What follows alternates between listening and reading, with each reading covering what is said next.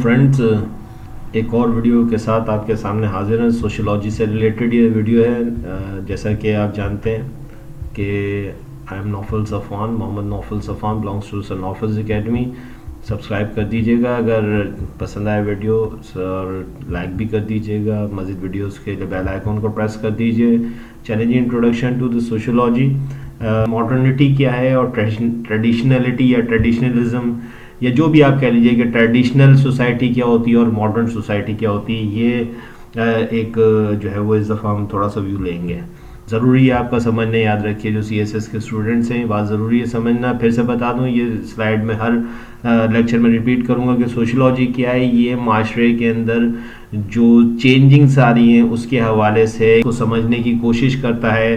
Social change कैसे पैदा हो रही है, इसकी वजह क्या बनी, सोशियोलॉजी इस तमाम जो है वो इल्म का, इस तमाम नॉलेज का नाम है।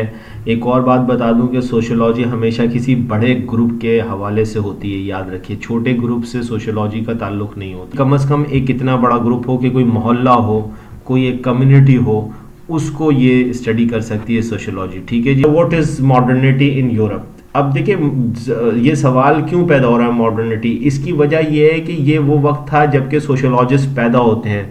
ऑफिस ऑफ सोशियोलॉजी जो है वो क्रिएट होता है। जो है वो लोग इस सब्जेक्ट को जो है वो समझते हैं कि तो रेनेसेंस का पीरियड तो 14वीं सदी, 15वीं सदी, 16वीं सदी से नापा जाता है। लेकिन सही मानों में मॉडर्निटी जो है वो, जब हम सोशियोलॉजी की बात करते हैं तो यकीनन ये इंडस्ट्रियल रेवोल्यूशन और फ्रेंच रेवोल्यूशन, सबसे पहले फ्रेंच रेवोल्यूशन, याद रखिएगा, फ्रेंच रेवोल्यूशन मॉडर्निटी का पीरियड है। रेनेसेंस तो हम जनरल टर्म में उसको कह रहे हैं। रेनेसेंस को मैं अलग से एक वीडियो बनाऊंगा, वो आप देखिएगा। ठीक है जी। कहता है the what is modernity in definition. According to Wagner, modernity is associated with the future progress and traditionalist is related to past. तो वो बोल रहा है कि जो मॉडर्निटी होती है वो रिलेटेड होती है फ्यूचर। वैगनर ये कह रहा है, ये एक्सपर्ट की राय है, मेरी राय नहीं है। वो ये कह रहा है कि जो है वो ये फ्यूचर से रिलेटेड होती है मॉडर्निटी, और ट्रेडिशनलिस्ट जो होते हैं, जो ट्रेडिशनल सोसाइटी होती है, वो पास से रिलेटेड होती है। इन सारी चीज़ों को आप मॉडर्निटी की गोद में डाल सकते हैं कि आप एडवांसमेंट की तरफ बढ़ रहे हैं, आप मजीद आगे की तरफ बढ़ रहे हैं, प्रोग्रेस कर रही है सोसाइटी, तो वो है मॉडर्निटी की तरफ जा रही है, यानी कि तरक्की कर रही है, डेवलप हो रही है, उसके अंदर डेवलपमेंट हो रही है, नई नई फैक्ट्रियां बन रही हैं, नए नए रोड बन रहे हैं, नए डिपार्टमेंट्स खुल रहे हैं, ऑफिसेस खुल रहे हैं। ऑफिसेस मींस यानी कि कोई किसी क्लर्क का ऑफिस, ऑफिस का मकसद कोई डिपार्टमेंट, यानी कि office of foreign office, justice office, और जो है वो पुलिस ऑफिस। मैं इस तरह की बात करूं कि किसी कोई डिपार्टमेंट खुल रहा है, उसकी बात करूं। इमेंसिपेशन हो रही है। इमेंसिपेशन लोगों को राह निजात मिल रही है, लोगों को जो है वो एक नए रास्ते मिल रहे हैं, पुरानी चीज़ों से जान छूट रही है। लिबरेशन भी इसी का सिनोनिमस है कि आज़ादी आ रही है। वो अब आज़ादी से बोल सकते हैं, वो अपनी राय का इजहार कर सकते हैं, उन्हें किसी चीज़ का डर नहीं है, वो ग्रोथ दे रहे हैं। एक्यूमुलेशन हो रही है, अब चीज़ें, नॉलेज एक्यूमुलेट हो रही है, लोग अपनी नॉलेज को शेयर कर रहे हैं। आज हम जो किसी स्क्रीन के ऊपर इस वक्त इस लेक्चर को देख रहे हैं, ये एक्यूमुलेशन ऑफ नॉलेज ही तो है कि एक्यूमुलेट हो गई चीज़ें, सारी की सारी एक जगह जमा हो गई, नॉलेज शेयरिंग हो गई, तो एक इतनी बड़ी नॉलेज बन गई। कहते हैं इनलाइटमेंट, इसी चीज़ को फिर आखिर में इनलाइटमेंट कह रहे हैं, आगाही, रोशनी, ये जो है वो रोशनी आ गई, आगाही की रोशनी, इनलाइटमेंट। ठीक है जी। तो ये मॉडर्निटी का थोड़ा सा मैंने आपको एक्सप्लेन किया। एंटोनिमस है ये मॉडर्निटी ट्रेडिशन का। ये वो सोसाइटी थी जो कि प्रीडोमिनेंट थी कस्टम एंड हैबिट से। जो चल रहा है बस वैसे ही चल रहा है, जो चल रहा है बस वैसे ही चल रहा है, उसको बदलना नहीं। हमारे बुजुर्ग ये करते आए, हम भी यही करेंगे। नहीं जनाब, सही है, गलत है, कुछ भी है, बस हमने यही करना है। हमारे बाप दादा ने किया इसलिए सही है। ये नहीं सोचा कि बाप दादा भी जो है वो इंसान थे, वो क्या गलती नहीं कर सकते थे। चर्च के जो डोमिनेंट वो जो पादरी था, वो यूरोप के अंदर, तो जाहिर से हम चर्च की बात करेंगे तो वो यूरोप के अंदर जो पादरी था उसके सामने खड़े हो गए। उनके सामने खड़े होकर कहा कि नहीं मानता, मैं नहीं मानता। तो वो फिर वो यहाँ से बात हो रही है और वो ट्रेडिशनल सोसाइटी से लोगों ने जान छुड़ाई। ठीक है जी।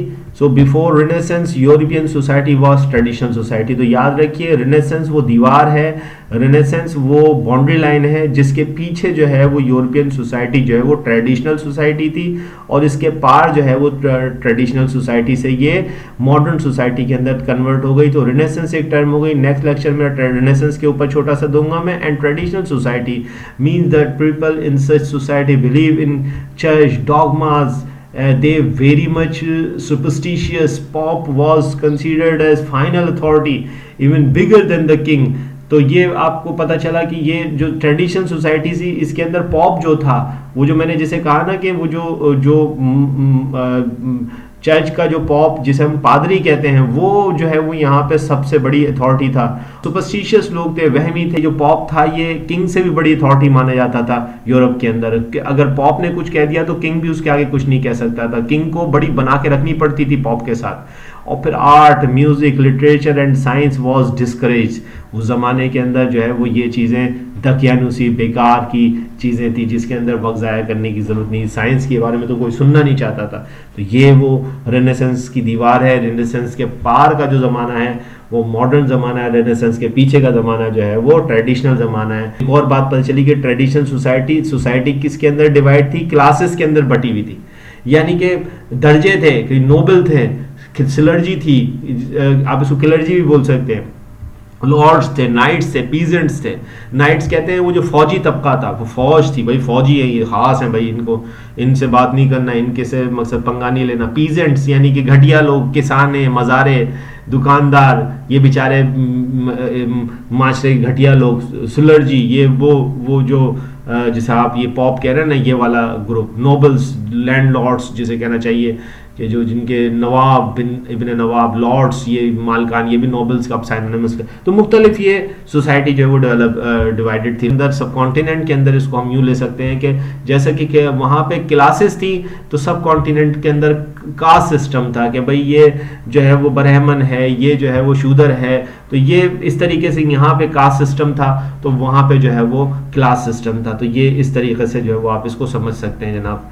तो इसके अलावा कि मॉडर्न सोसाइटी किस तरह से डेवलप हुई, कहते हैं modern society development when people started their way of thinking. वो उन्होंने जब अपने सोच को बदला तो चीज़ें तब्दील होना शुरू हो गई through French revolution and industrial revolution. मैंने आपको बताया कि ये वो दीवार थी जहाँ से रेनेसेंस पीरियड शुरू होता है। And these revolutions old classes were questioned. अब मॉडर्निटी के अंदर हुआ क्या, जब ये मॉडर्निटी आई तो उन्होंने ओल्ड क्लासेस के सामने सवाल खड़े कर दिए। कहता है कि new classes emerge by overthrown old classes. तो नई जो है वो तबकात माशरे के अंदर नई जो है वो ग्रुप डेवलप हुए, नए स्टैंडर्ड्स आ गए, पुराने क्लासेस को जो है वो रिप्लेस किया गया, न्यू आइडियाज़ इमर्ज, पुराने आइडियाज़ को रिप्लेस किया न्यू आइडियाज़ ने due to freedom of thinking. और क्यों हुआ ये न्यू आइडियाज़, क्यों इमर्ज हुए? क्योंकि अब आज़ादी थी सोचने की। जब लोग सोचते थे तो समझते भी थे। पहले तो सोचने की आज़ादी नहीं, अगर सोच लिया तो बोलने की आज़ादी नहीं थी। तो अब फ्रीडम ऑफ स्पीच भी थी, आप स्पीक कर सकते थे, स्पीच कर सकते थे। Now everyone can think. Previously to think was the right of church। और अब हर कोई सोच सकता था। पहले ये सोचने की ड्यूटी सिर्फ चर्च की थी, आम आदमी को सोचने की जो है वो इजाज़त नहीं थी, यानी कि वो गुनाह था ये। तो ये सिर्फ चर्च कर सकता था। Church lost importance gradually. लोगों के ज़िंदगी से चर्च का जो अमल दखल है वो कम होता चला गया। Religion was question. रिलीजन के खिलाफ भी लोगों ने जो है वो सवालात उठाए। मकसद ये कि रिलीजन पहले अनक्वेश्चनेबल था, यानी कि आप उसके खिलाफ खिलाफ का लफ्ज़ तो खैर बहुत सख्त हो जाएगा।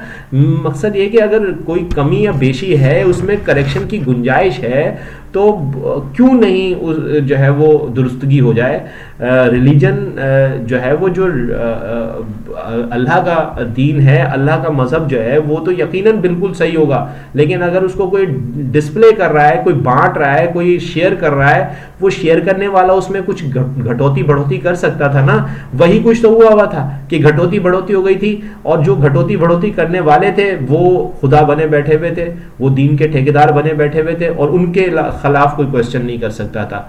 तो अब जो है वो उनके खिलाफ लोग क्वेश्चन करने के लिए खड़े हो गए। The concept of sacrosanct was demolished, कि भाई सैक्रोसेंट कुछ नहीं होता। सैक्रोसेंट अंग्रेजी की टर्म है, यानी कि कुछ लोग होते थे जो कि जो है वो पादरी है मिसाल के तौर पे, अब उनके खिलाफ आप कुछ नहीं कह सकते, ये तो सैक्रोसेंट है भाई, पादरी है ये, तो वो आप उसके खिलाफ कुछ नहीं। तो ये अब सैक्रोसेंट का कॉन्सेप्ट खत्म हो गया। Equality came in every field, specially women got importance. ये जो चीज़ है, ये वो चीज़ है जो कि इस्लाम के अंदर तो 1400 साल पहले जो है वो सूरह निसा के अंदर बयान कर दी गई, और जो है विरासत दी गई औरत को, औरत के कदमों तले जन्नत जो है वो बता दी गई।